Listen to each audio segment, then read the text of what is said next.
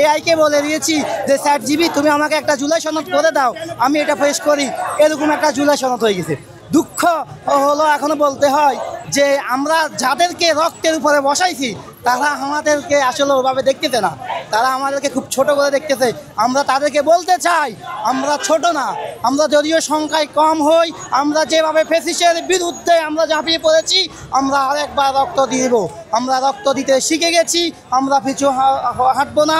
আমরা জুলাই সনদ তারা যেভাবে দিতে আমরা সেভাবে চাচ্ছি না, আমরা চাচ্ছি আমাদের জুলাই সনদকে তারা সংশোধন করে আমাদের মতো করে তারা জুলাই সনদটা দিবে। যদি তারা না পারে আমাদের সহযোগিতা নেই, আমাদেরকে বলুক তোমরা জুলাই সনদ লিখে দাও, আমরা সেটা লিখে দিব। কিন্তু তারা যেমন তেমন করে জুলাই সনদ দিলে আমরা সেটা মানবো না, মানবো না, মানবো না, সেটা আমাদের প্রাণের দাবি।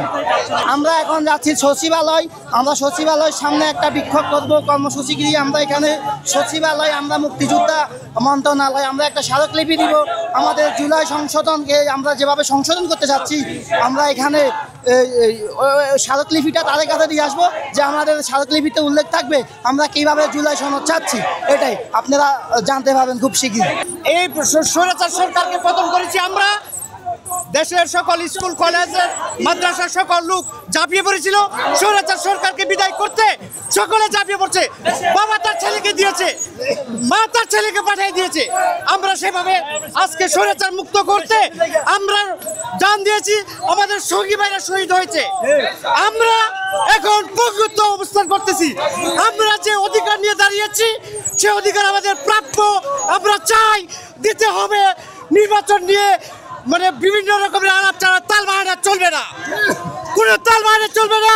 তাল বাহানা করলে আমরা স্বৈরাচার বিরোধী যেভাবে লেগেছি তার চেয়ে তীব্রভাবে আমরা লাগবো। বিচার হতে হবে।